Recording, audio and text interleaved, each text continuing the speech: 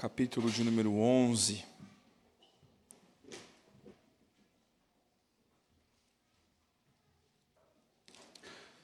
Nós vamos falar do verso 1 ao verso 16. Todo o capítulo narra a ressurreição de Lázaro, e a cena dessa narrativa em que nós vamos tratar hoje expõe o conhecimento quando os discípulos souberam, quando se mandou noticiar a Jesus o que estava acontecendo, e especificamente a intenção de Jesus sobre Lázaro, sobre suas irmãs, sobre seus discípulos. O texto nos fala fortemente das razões de Jesus para operar o milagre e não tão somente do milagre em si. João capítulo 11, dos versos 11, queridos, capítulo 11, versos 1 a 16. Eu vou fazer a leitura, peço que você acompanhe comigo.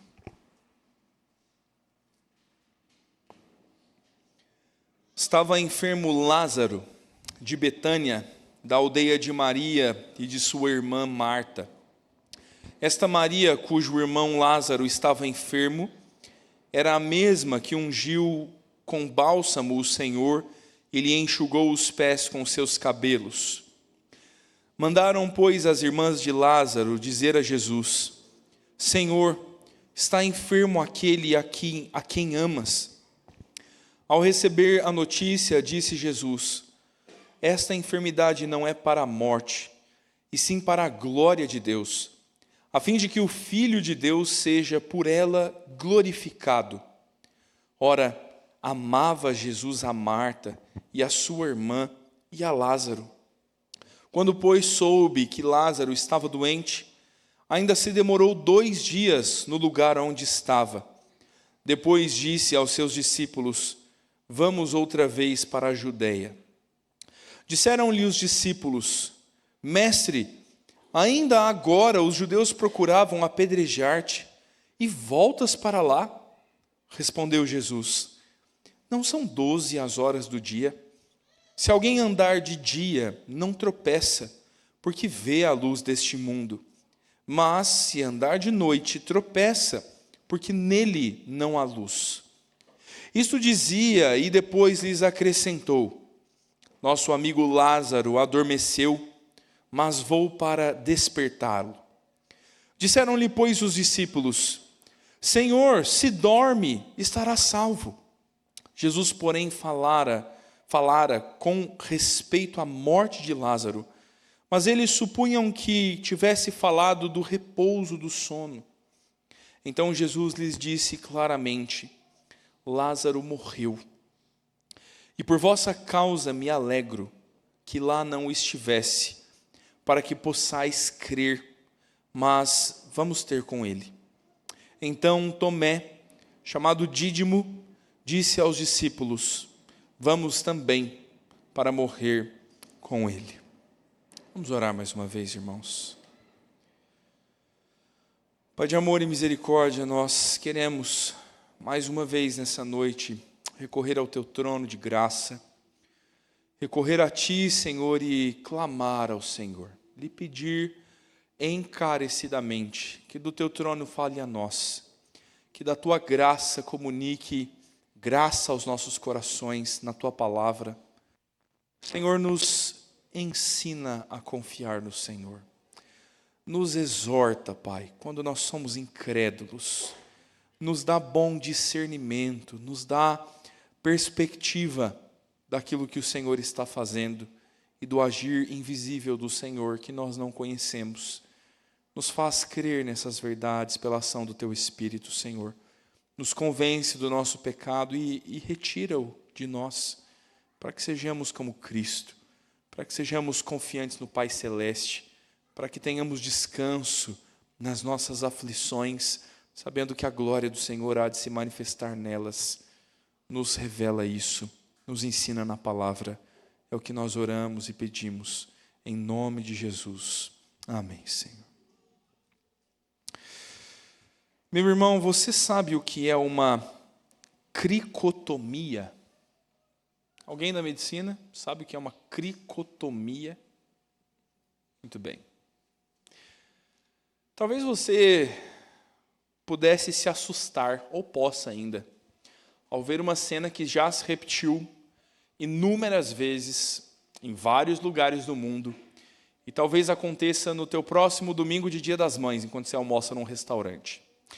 Uma das últimas vezes que uma cricotomia virou notícia foi esse ano, ou melhor, ano passado, 2024, durante um festival de queijos no sul do país.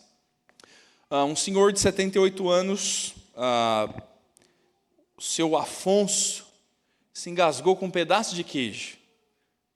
Seu Afonso, estava doido para comer queijo, nem mastigou direito, né? Por sorte, o filho de seu Afonso era médico. Seu Afonso ficou engasgado, sem ar, o filho daquele homem começou uma manobra de apertá-lo para que ele expelisse o queijo e voltasse a respirar. Não funcionou. O filho de seu Afonso conta então que deitou o pai e pediu desculpa. Papai, me perdoa agora. Ele tinha uma tesoura, uma caneta Bic e 20 anos de experiência. Cricotomia é uma cirurgia que se faz furando a traqueia com qualquer instrumento ao alcance da mão e inserindo uma caneta Bic sem tubo, para que a pessoa possa respirar pelo canudinho aqui. Você assiste Dr. House? Então para de assistir, que aquela cena é uma porcaria. Só tem coisa que não presta. E você não sabia o que era uma cricotomia no final das contas. Imagina essa cena, meu irmão. Você está num restaurante, num festival de queijo. De repente alguém cai desmaiado e um homem toma uma faca ou uma tesoura e fura a garganta de quem está desmaiado. O que você diria? Vai matar. Tira a mão dele. É essa manobra que salva a vida de pessoas que estão com as vias aéreas obstruídas. Mas sabe o que acontece nessa cena? Você não é médico. Você não sabe o que está acontecendo. Você não sabe como as coisas funcionam. Você se desespera assistindo a cena, achando que a manobra que está sendo feita é para tirar a vida de alguém, quando na verdade isso é para salvar a vida de alguém. Mas Vossa Senhoria não se formou nos 5, 6 anos de curso, mais anos de residência e outros de especialização. Você não sabe como as coisas funcionam. Sabe o que tem a ver cricotomia com a sua segunda-feira de amanhã? Uma coisa é igual. Não vá no festival de queijo amanhã. Mas você não sabe o que Deus está fazendo. Você não entende o caminho de Deus. Você se desespera por isso. A gente às vezes olha Deus vindo na nossa direção com uma tesoura e você diz, Ele vai me matar. Deus não vai agir para o mal de nenhum de seus filhos. Ele sabe o que faz. A fala de Jesus nessa noite é uma demonstração exata disso. Nós temos um homem prestes a morrer, adoecido. As suas irmãs mandam chamar o mestre, na expectativa de Jesus interromper a doença e Lázaro não morrer. E Jesus começa a mostrar aos seus discípulos o que ele ainda vai fazer. Essa é a cena que antecede a ressurreição de Lázaro. Essa é a cena onde ninguém está entendendo o que Jesus vai fazer. Mas Jesus exige uma coisa deles. Confiem. Eu sei o que eu estou fazendo. O desafio para nós, nessa noite, meu irmão, é entender este ensino. É nos manter nessa confiança de que Deus vai manifestar a sua glória no dia mau. De que os sofrimentos, as angústias, os problemas não são ao acaso. Deus não olhou para você e julgou que você era o Rambo espiritual. Deus não está malhando você por prazer, por alegria de vê-lo sofrer. Deus sabe muito bem onde quer conduzir todas as coisas da nossa vida, e a nossa luta é crer que existe glória de Deus também no dia mau. Sobre isso que eu quero tratar com você nessa noite. A primeira coisa que o Senhor Jesus nos ensina, o primeiro ensino do texto, é sobre os sofrimentos que redundam na glória de Deus.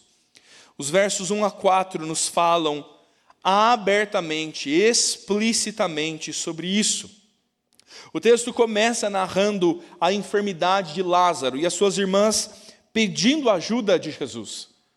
João agora está nos contando que esta irmã de Lázaro é aquela mesma que ungiu os pés de Jesus. A cidade, o local de Betânia é algo comum, é um lugar comum no ministério de Jesus. E é curioso pensar que o evangelista João só vai falar dessa cena de ungir os pés e secar com os cabelos no próximo capítulo. Mas aqui ele já está referindo a este evento, provavelmente porque isso é conhecido dos crentes. Todo mundo sabia que uma mulher lavou os cabelos, ungiu os pés de Jesus e enxugou com os cabelos. Por isso que João está se referindo a isso aqui, dizendo, essa mesma mulher que enxugou os pés de Jesus é a irmã de Lázaro. É para a gente olhar e falar, agora eu sei de quem que ele é filho. Você sabe quem que você é filho de quem? Lá em Minas funciona assim, você é filho de quem? Você é irmão de quem? Bom, agora eu sei de quem que nós estamos falando. Essa mulher manda falar com Jesus, as irmãs mandam procurar a Jesus para dizer, Senhor, aquele que o Senhor ama está enfermo. Agora a coisa ficou mais pessoal, não ficou? Jesus no seu ministério tem pessoas mais próximas e outras nem tanto. Isso não significa que Jesus seja mais bom pastor de uma do que de outra, que o Senhor Jesus sirva melhor um do que outro, mas naturalmente o ministério de Jesus vai se desenvolver com afinidades. O Senhor Jesus vai chamar para orar à parte Pedro, Tiago e João. O Senhor Jesus vai ter Lázaro como amigo. E esta é uma descrição disso. Elas estão dizendo, Senhor, aquele a quem o Senhor ama, com quem o Senhor partilha a vida, este está doente. Este é um apelo, este é um pedido para que o mestre viesse em socorro de Lázaro. Mas perceba, meu irmão, o texto nos diz que, ao receber essa notícia, o Senhor Jesus diz, a enfermidade de Lázaro não é para a morte. Olha, se Jesus está dizendo que Lázaro não vai morrer, Jesus errou, certo? Lázaro morreu. Então não é isso que Jesus está dizendo. Quando Jesus diz que a enfermidade não é para a morte, ele não está dizendo que Lázaro não morreria. Ele está dizendo que o objetivo final, o ensino final, o resultado de todo este evento, o resultado não é morte. Apesar da morte de Lázaro que viria, o resultado é a glória de Deus.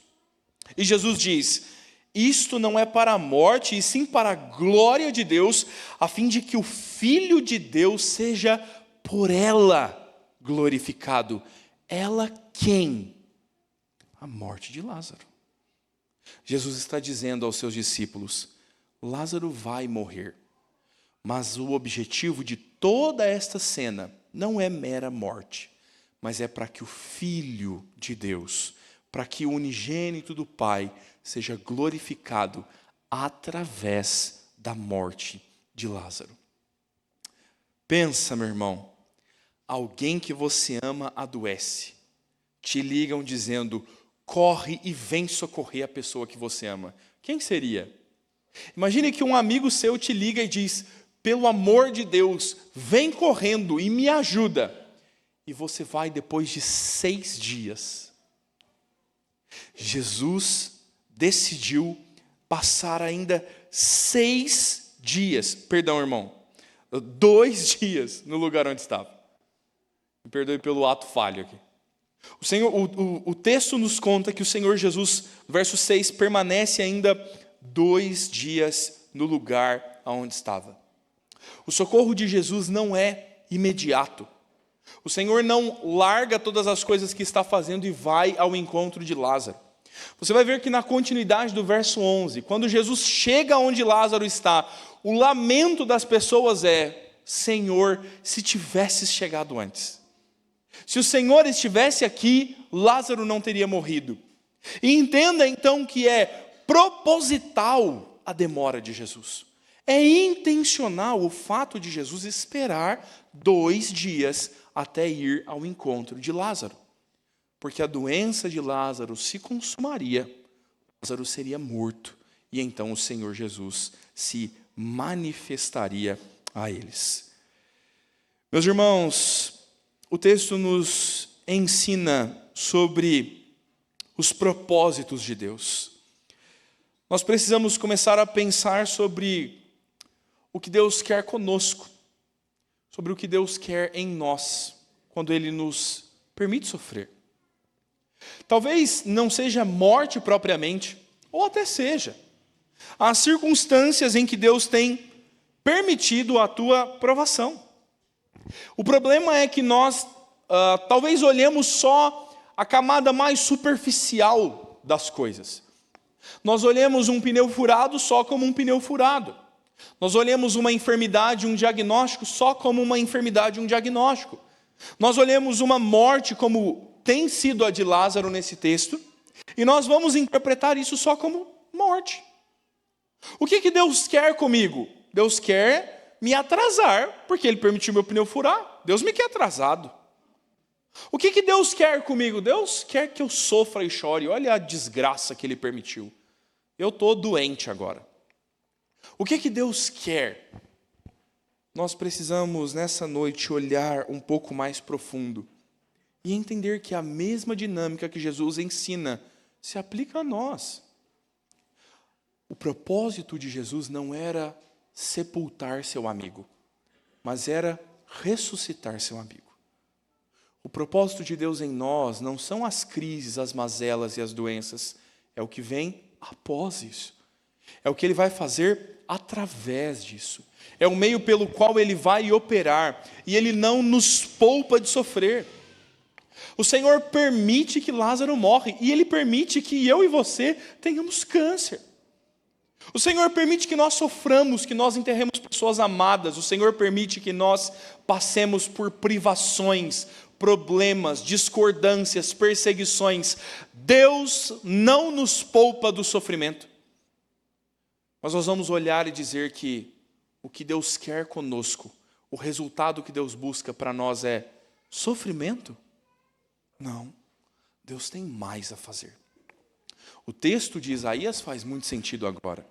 O profeta diz: os meus caminhos não são os seus caminhos, e os meus pensamentos não são os seus pensamentos. O livro de Eclesiastes diz assim: tal como não sabes o caminho do vento, nem como se formam os ossos no ventre da mulher grávida, assim não sabes os caminhos do Senhor a seu respeito. Irmãos, é fato e verdade. Deus age de formas misteriosas. Deus quer tomar caminhos que não nos poupam de sofrer, mas o objetivo do Senhor em nós não é só sofrimento, é a revelação da glória de seu Filho. O que Deus quer gerar em nós é a sua glória, é o conhecimento do Santo, é a nossa aproximação e o nosso relacionamento com Ele. A nossa vida está disposta a sofrer, a passar o que tiver que passar nas mãos do Senhor, para que a glória dele se manifeste em nós. A cena de Jó é muito clara nisso. Jó estava bem, INSS pagando em dia, olha que bênção. As vaquinhas produzindo no pasto, os filhos ao redor da mesa, todos eles formados na USP, olha que bênção. Vida estável, boa, farta. Você fala, formado na USP, mas é esquerdista. Os filhos de Jó, crentes. Vida estável, bom, né? As notícias começam assim, ó. Jó, teus filhos se reuniram para uma festa. Soprou um vento, a casa caiu sobre eles, e todos morreram. os teus servos e as suas servas, todos morreram. O gado no campo, todo morreu.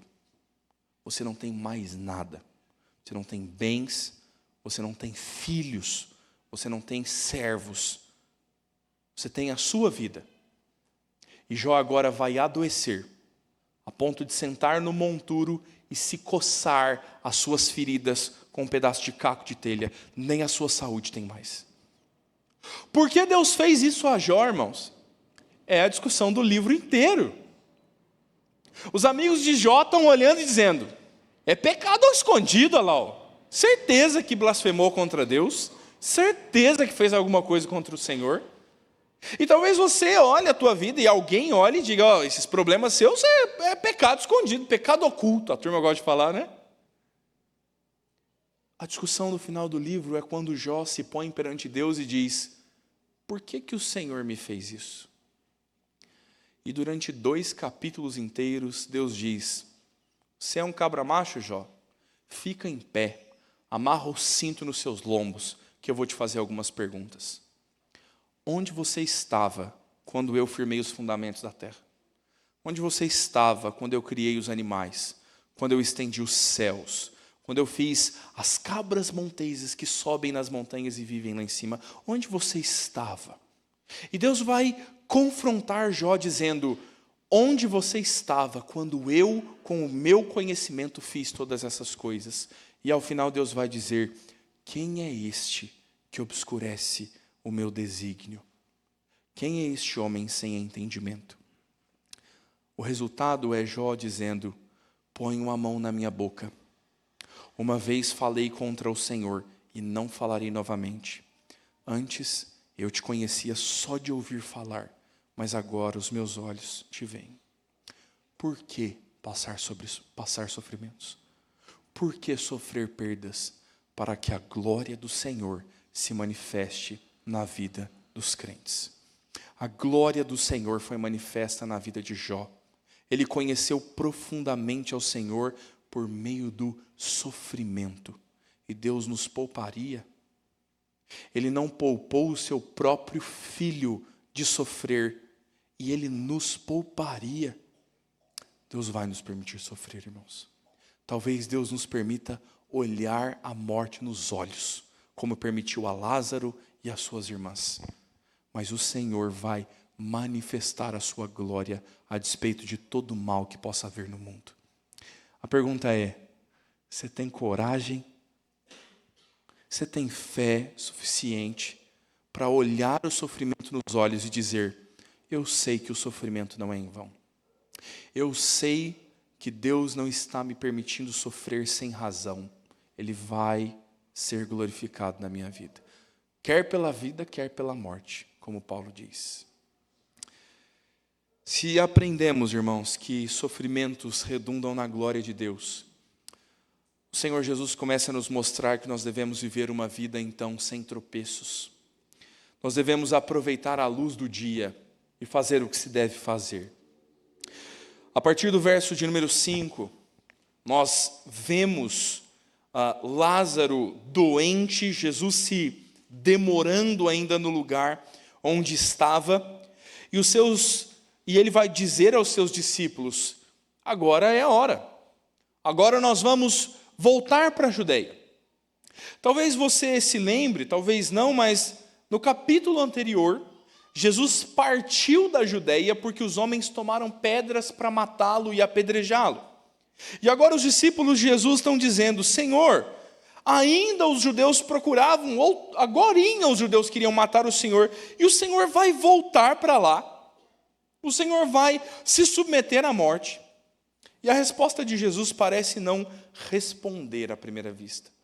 A resposta de Jesus é, não são 12 horas de luz no dia, e a gente faz durante o dia o que se tem que fazer, e ninguém trabalha de noite ou caminha e viaja de noite. Sim, Senhor. A gente trabalha enquanto há luz do sol e a gente descansa quando não há luz do sol. A resposta de Jesus é, então vamos, nosso amigo Lázaro adormeceu e eu vou despertá-lo. A fala de Jesus é uma comparação. Jesus está pondo uma comparação aos seus discípulos. Pense numa vida cotidiana onde não há luz elétrica. É nós no Amapá, né, Lucas? Não é o Leandro lá, o Denis. Irmãos, lá no Amapá, escureceu, a gente ficava enquanto a bateria do celular durava. Lá, mexendo na internet, no Wi-Fi do Elon Musk lá, até ali, no máximo, umas 8 horas, 8 e pouco da noite. 6 da manhã, as galinhas, as onças da floresta e nós todos acordados. Impossível não acordar com a luz do sol. Você dorme quando escurece, você acorda quando clareia. Esse é o contexto judaico. Não tem luz elétrica. Por isso as pessoas acordam cedo e dormem tarde. Elas precisam aproveitar a luz do sol.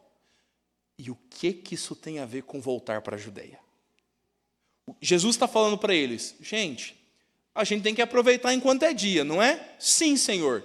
Então vamos. O que isso tem a ver com os judeus que querem apedrejar Jesus? Eu ia dizer que parece resposta da Dilma, mas eu não queria envolver política nesse sermão. Meu irmão, olha que coisa curiosa.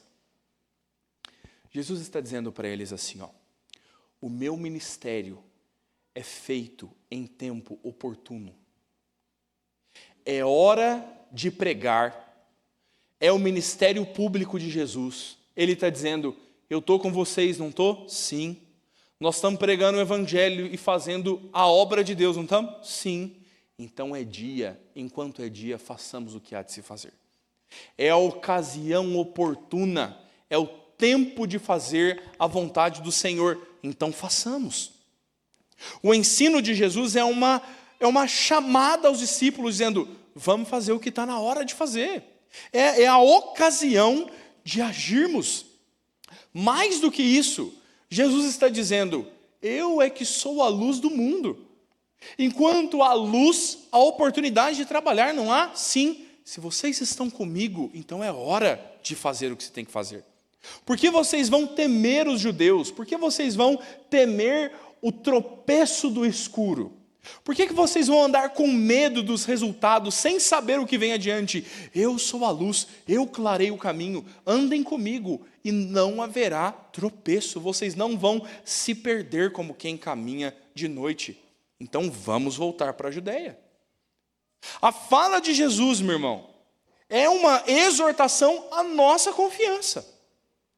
Jesus está agora respondendo à inquietação dos discípulos, dizendo, olha, por que vocês estão tão preocupados de fazer o que eu estou pedindo, quando é hora de fazer o que eu estou pedindo, e eu dou condições a vocês para fazer? Nós precisamos aprender isso, irmãos. A agir no tempo oportuno, a agir na ocasião determinada e nos pôr à obediência a Jesus. Se aquele era o ministério público de Jesus e esse era o tempo de fazer milagres e pregar, igualmente na nossa vida. Agora é tempo de anunciar o Evangelho, de proclamar o Evangelho, de fazer a obra do Senhor. O Senhor nos disse, vão e preguem, toda a autoridade vos foi dada, vão e façam, é luz do dia, é hora de fazer, a luz de Cristo está conosco. Por que nós tememos o escuro? O problema do escuro é bem óbvio, não é? Já andou num lugar escuro que você não conhecia? Você está na saída do shopping e acaba a luz elétrica. Você está na casa de um amigo. Você foi no banheiro e bem na hora que você estava no banheiro acabou a luz. Como é que sai de lá agora, né? Talvez a tua casa e o teu banheiro você consiga se livrar. É difícil. A referência de Jesus é essa. Quem anda no escuro tropeça. Quem viaja durante a noite corre riscos, porque não vê o caminho. Jesus está dizendo para eles, eu sou a luz, eu ilumino o caminho. Se vocês andarem comigo, vocês não vão tropeçar, não tem chance de vocês errarem. Então vamos. Por que nós, meu irmão, andaríamos tão temerosos? Quem anda na luz não teme os tropeços. Inúmeras vezes nós podemos nos ver a inquietação de, será que eu estou errado? Será que eu estou fazendo o que eu deveria estar fazendo? Será que é a hora certa de fazer o que eu estou fazendo? A pergunta talvez seja: você está andando com Jesus? É Cristo que está sendo o tempo oportuno? É Ele que está iluminando o caminho? É Ele que está sendo a razão que te dá condições de fazer o que tem que fazer? Se sim, então faça. Mas se você está andando distante de Jesus, se as tuas decisões, se os teus pensamentos, se os bons planos que você está fazendo para a tua vida, se Jesus não está neles, você vai tropeçar no escuro. Você vai tropeçar no escuro. Entenda isso. É melhor encarar judeus com pedra nas mãos ao lado de Jesus do que ficar seguro longe dos judeus maldosos sem Jesus. É essa a nossa crise de fé. Confiar que, independente do lugar, é melhor estar com Ele. Que a nossa segurança não é um lugar, a nossa segurança é uma pessoa. O que nos importa é estar com Cristo. Meu irmão, talvez esse seja o problema dos temerosos. Temerosos é uma palavra polida, né? Bonita. Mas nós somos mesmo medrosos. Você se lembra do cão Coragem? Você lembra dele? Crianças, tinha um desenho antigo, pesquisem no YouTube, que se chamava Coragem, o cão medroso. Covarde.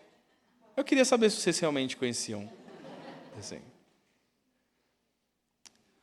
Parece que temerosos é uma palavra bem polida. Parece que nós somos mesmo Coragem, o cão covarde. Pastor, você veio num sermão de domingo, de terno abotoado, me chamar de Coragem, o cão covarde? Se a carapuça serve, veste até o pé, meu irmão. Porque nós somos covardes. Nós somos medrosos. Nós confessamos fé e não cremos. Nós dizemos que Deus é a nossa segurança, a nossa fortaleza, Ele é o nosso refúgio. Cantamos: se por ti eu tiver que sofrer, tua vontade se cumpre em meu ser. E voltamos para casa tremendo, dizendo: Senhor, sofrimento não, sofrimento não. Nós não dormimos à noite. E nós precisamos nos entorpecer com substâncias químicas para dormir, porque nós não confiamos no cuidado do Senhor. Você consegue olhar assim a tua vida? Nós andamos em pânico. Nós nos desesperamos da vida, porque nós nos esquecemos que nós temos a Cristo. E quem anda com Jesus não erra. Quem anda com Jesus não tropeça. Quem anda com Cristo anda na luz, é dia pleno e não tem chance de errar, porque é Cristo a segurança. Nós precisamos nos lembrar dessa verdade. Não ande sem Jesus, meu irmão. Se você quiser tomar a vida na força do teu braço, eu no teu lugar, aí eu teria medo mesmo. Se você quer fazer o que te agrada, o que você acha melhor, tomar as suas próprias decisões, igual Timóteo, está dormindo aqui, ó. Ele andando agora, né? Ai, que lindo. E a gente estende a mão para segurar na mão dele, ele faz assim, ó. Deixa que eu ando, eu sei andar. Até chegar a hora de fazer a curva. E aí ele não sabe fazer a curva, ele só sabe andar reto. É você, meu irmão. Dizendo assim: deixa, Senhor, eu sei o que é melhor para mim. Eu quero andar na minha própria vontade. E se você andar sem Jesus, você vai tropeçar igual uma criança que aprende a andar. Você precisa andar com Cristo, meu irmão. Você precisa andar submisso a Deus. Você precisa fazer o que Deus ordena fazer. Pastor, e se eu fizer isso? Eu não sei o que vai acontecer. Ora, a fé é a certeza do que se espera e a convicção de fatos que se não veem. Isso nos leva ao terceiro ensino desse texto. Olha como os discípulos de Jesus vão ser aprovados do que Jesus está ensinando. Veja, meu irmão, Jesus disse assim, sofrimentos acontecem e eles são para a glória de Deus. Beleza. Quando vocês sofrerem, andem com Cristo. Quem anda com Jesus não tropeça no escuro. Quem anda com Cristo tem segurança. Beleza. O que nós vamos fazer agora? Ir lá para o meio dos judeus que querem matar a gente. Vamos provar essa fé. O terceiro ensino desse texto é a provação dos discípulos. Versos 11 a 16 nos mostram isso. O texto diz assim: Isto dizia, e depois lhes acrescentou: Nosso amigo Lázaro adormeceu, mas vou para despertá-lo. Disseram-lhe, pois, os discípulos: Senhor, se dorme, está salvo. Jesus, porém, falara com respeito à morte de Lázaro, mas eles supunham que tivesse falado do repouso do sono. Jesus ensina os discípulos dizendo: andem comigo, vamos andar na luz, não vai dar nada errado, é dia pleno, está na hora de fazer, vamos confiar. Então vamos, porque Lázaro adormeceu. Olha o argumento dessa turma: Senhor, deixa ele dormindo quietinho. É isso que eles disseram. Olha que cena, meu irmão. O texto está explicando que eles entenderam que Jesus estava falando sobre sono. Sono. E eles disseram: Senhor, se dorme está seguro. Calma, Lázaro está doente, mas ele está dormindo, então ele está bem. Não vamos voltar. Eles estão com medo dos judeus.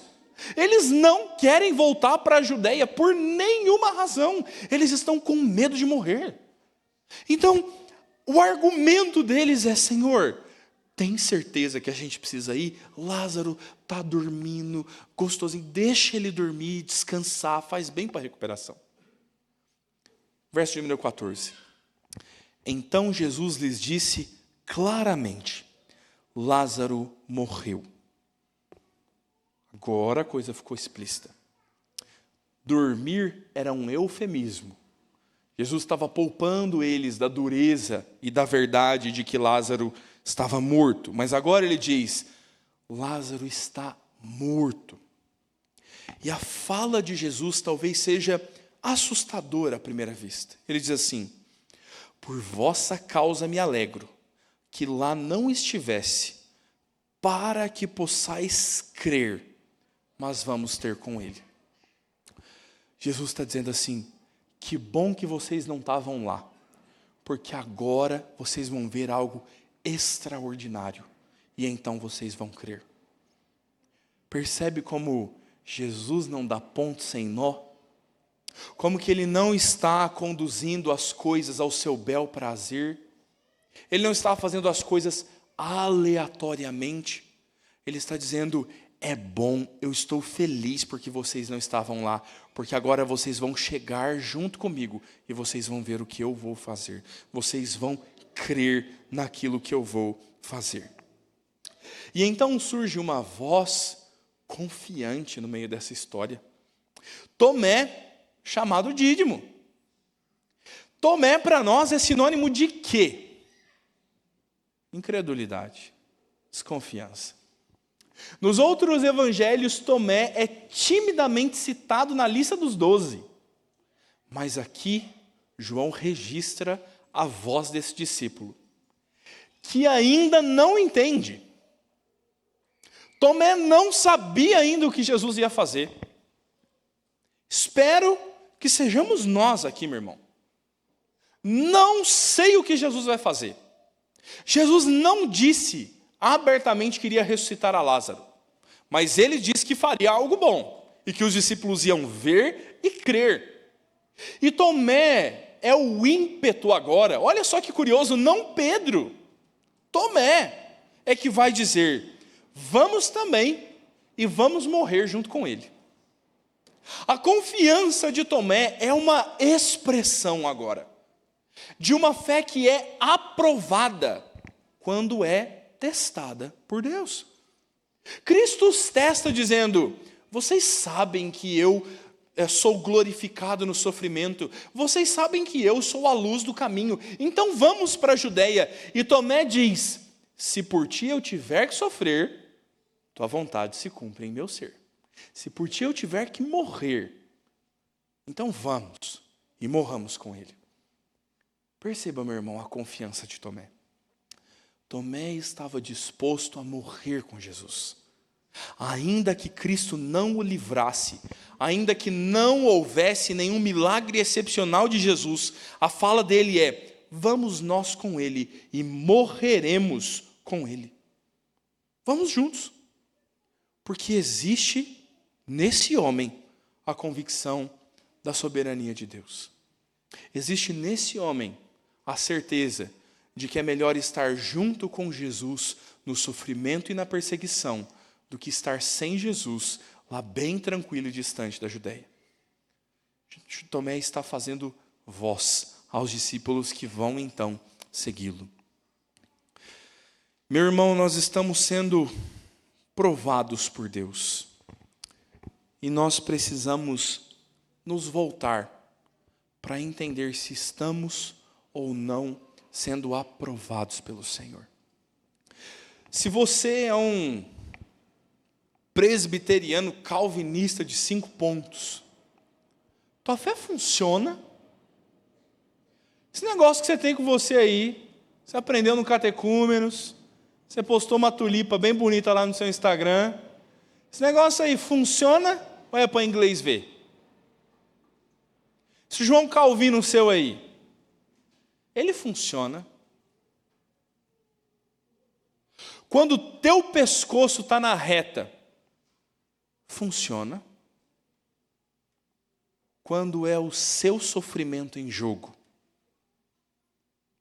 quando o Senhor não fizer florescer no teu quintal, quando a doença for a tua, ou pior, de quem você ama. Talvez essa seja uma oração no nosso coração: Senhor, eu estou disposto a sofrer, mas poupa o meu filho. E se for o filho? Aí a sua fé funciona. Deus vai te provar, meu irmão. Deus vai te testar. A fé é essencial. Ninguém vai agradar ao Senhor sem fé. E é assim que nós ouvimos um sermão recentemente nessa igreja, quando o Senhor diz: este é o teu filho, o teu único, me dê. É assim que Deus prova a fé de Abraão, pedindo Isaac. Deus vai provar a tua fé, meu irmão. Deus vai te pôr em aperto. Deus vai te permitir privação e sofrimento. Essa é uma boa certeza desta vida. O efeito do pecado no mundo, nós vamos sofrer. E como é que crentes reagem quando sofrem? Elizabeth Elliot diz maravilhosamente que crentes são como sinos. Quanto mais forte se eles batem, melhor é o som que eles produzem. Crentes, meu irmão, reagem às provações com confiança. A nossa certeza não é o que Deus vai fazer. Nós não nos erguemos altivamente para declarar: Deus vai me tirar desse problema, Deus vai me dar dinheiro, Deus vai repreender a doença. Nós não somos altivos e orgulhosos. Nós não somos deterministas, nós não ordenamos a Deus. Quem é que ordena ao Senhor? Quem lhe deu para que agora Ele exija de volta? Nós nos submetemos ao Senhor dizendo: Senhor, o que o Senhor quiser fazer é bom para mim e por isso eu me sujeito.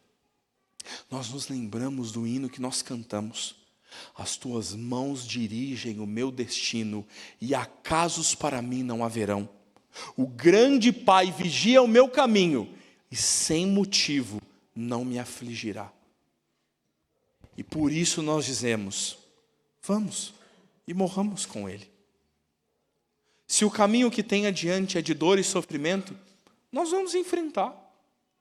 Não porque nós não nos importemos com a dor e com o sofrimento, mas porque nós sabemos que há glória de Deus nisso. Nós sabemos que há um objetivo final de Deus em todas as nossas dores, em todas as nossas lutas, em todos os nossos problemas. Há uma mão que conduz soberanamente a nossa vida. E você precisa crer nisso. Talvez Deus te ponha em maus bocados. Talvez Deus permita duros problemas sobre a tua vida, para que ao final você possa ver que Ele te conduziu onde Ele queria. A questão é, você confia no Senhor? Você confia que Deus está permitindo confusões para o teu próprio bem? Me deixe dar um testemunho pessoal, meu irmão. Reverendo Canelhas nos alertava no seminário para sermos cuidadosos com os nossos testemunhos pessoais, para que não parecesse a igreja que nós estávamos nos exaltando como exemplo do rebanho.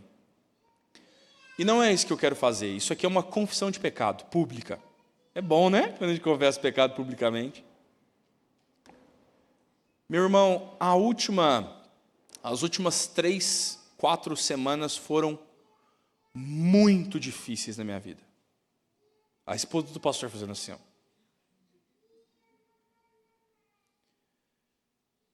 Questões da igreja que eu não sabia como lidar. Problemas que não tinham me ocorrido antes.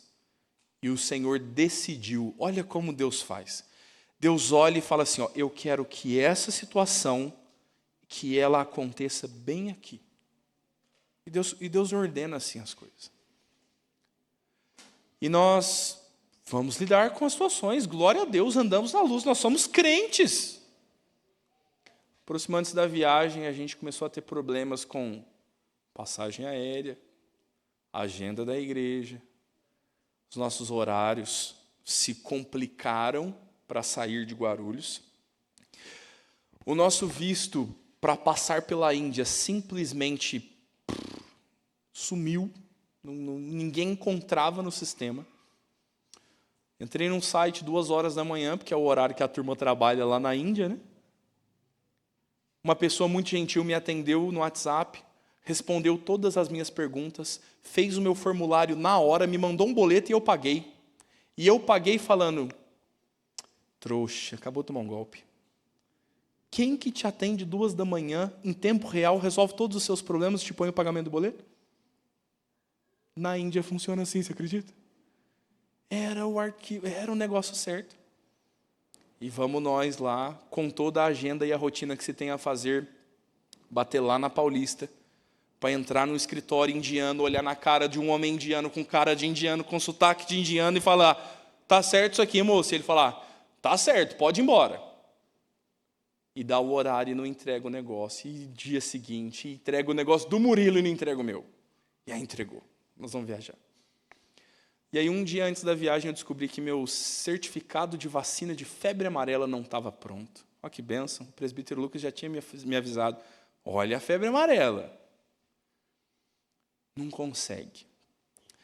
Algum abençoado do Senhor, no ano de 2011, aplicou a vacina no meu braço e não anotou o número do lote no meu cartãozinho de vacina. Você acredita? E eu descobri isso faltando 24 horas para o meu embarque. Numa sexta-feira de feriado no Brasil, meu amigo. Se o indiano atende na hora, 24 horas por dia, o brasileiro do Departamento Público, da Anvisa, numa sexta-feira da paixão, você acha? Ele quer te dar uma banana. Você liga no 0800 da Anvisa e eles falam, funcionamos das 8 da manhã às 5 da tarde em dias comerciais. E não tem com quem falar. Antes do culto aqui à tarde, ó que bênção preparar, né, se preparar espiritualmente para o culto da sexta-feira. Fui lá no aeroporto desesperado, andando de um lado para o outro. E a melhor resposta que eu ouvi foi uma senhora dizendo assim, ó, vai no médico, fala para o médico que você tem alergia a ovo, ele vai te dar um certificado que você não pode tomar vacina e você viaja. Ó, resolveu. Só tem um detalhe. Pronto. Eu vou mentir para visitar o campo missionário? A companhia aérea falou assim, nós vamos te dar um documento, você assina com ciência de que você pode chegar na Índia e eles te mandaram de volta. Ou, no melhor dos casos, te deixar 6 dias de quarentena num hotel, que vai ser custeado por você mesmo. Que benção. Deus quer que você seja perseverante ou que você desista? Deus está fechando as portas ou Ele está provando a sua vontade de servi-lo? Mas na noite de sábado, faltando umas 3 horas para o embarque, eu sentei no sofá de casa, de mala pronta, e chorei no colo da minha esposa. Falando assim, eu acho que eu não estou fazendo o que Deus quer que eu faça. E quando você tem uma esposa crente, meu irmão, ela esfrega você. E a Sara aproveitou um ensejo para tratar os meus pecados. E o que poderia acontecer naturalmente foi uma noite de choro e arrependimento. E eu botei o joelho no chão da minha casa. E eu e a minha esposa oramos como há muito tempo nós não fazíamos. Há muito tempo. E a conclusão foi, Senhor, que as malas possam ir sem mim. Está tudo bem se eu ficar. Porque agora eu sei que o Senhor prova a gente, que o Senhor esfrega o nosso pecado. É bom andar com o Senhor. E Deus ria no céu, porque Ele sabia que eu ia. E Deus não me deu nem um minuto de paz. Nem um minuto de paz. Eu tive problemas a todo tempo. Eu embarquei no avião com problema. Até chegar na Turquia, na madrugada de pegar o voo para a Índia, 2 horas da manhã, sem sono por causa do fuso horário, me pinga no celular um belo de um certificado de vacina. Eu nunca sorri tanto na frente de um indiano. E ele não pediu meu certificado de vacina.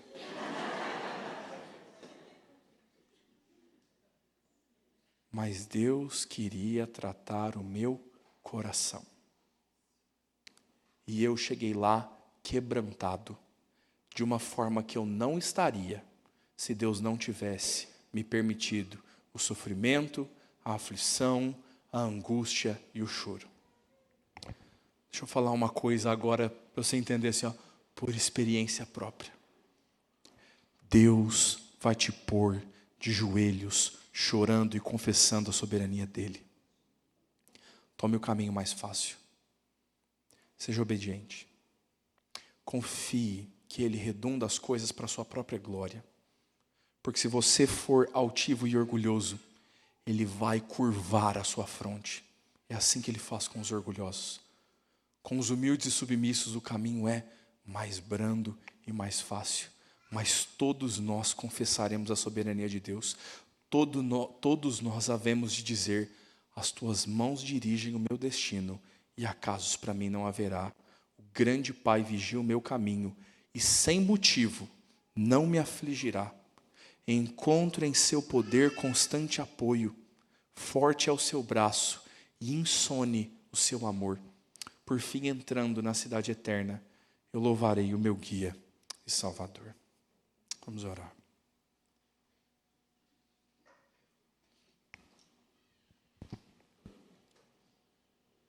Pai de amor, nós queremos nos pôr perante o Senhor mais uma vez neste culto, Pai. Porque nós reconhecemos o Teu agir sobre nós. Reconhecemos o agir do Senhor que é invisível aos nossos olhos.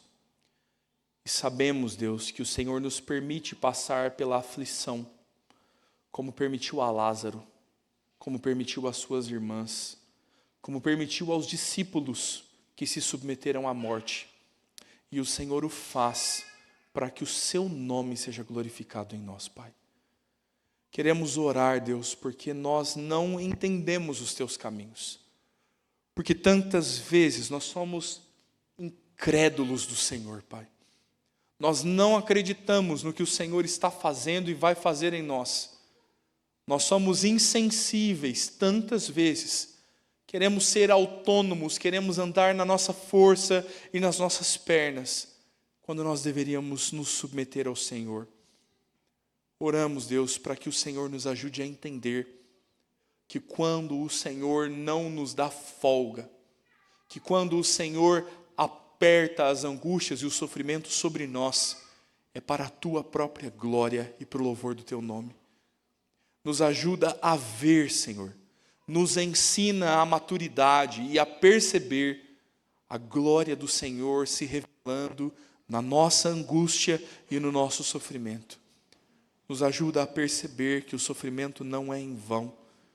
Nos faz olhar para o fim da nossa fé. Não nos deixa, Senhor, estar abatidos, amedrontados, Senhor, confundidos pelos nossos sofrimentos. Firma o nosso coração na esperança, Senhor, de que o Senhor sabe para onde nos conduzir, de que talvez nós não vejamos o fim, mas o Senhor vê, e é isso que importa. Queremos fazer a boa confissão de Lutero, Senhor. Nós não conhecemos o caminho, mas nós conhecemos o Senhor que nos guia. Nos dá essa confiança, não de olhar o caminho e conhecê-lo todo, mas de olhar para o Senhor e confiar no Senhor por qualquer caminho que o Senhor conduza a nossa vida. Nos ensina o temor e a confissão. É o que nós pedimos, no nome de Cristo Jesus. Amém. Sim. Quero convidar o conjunto para as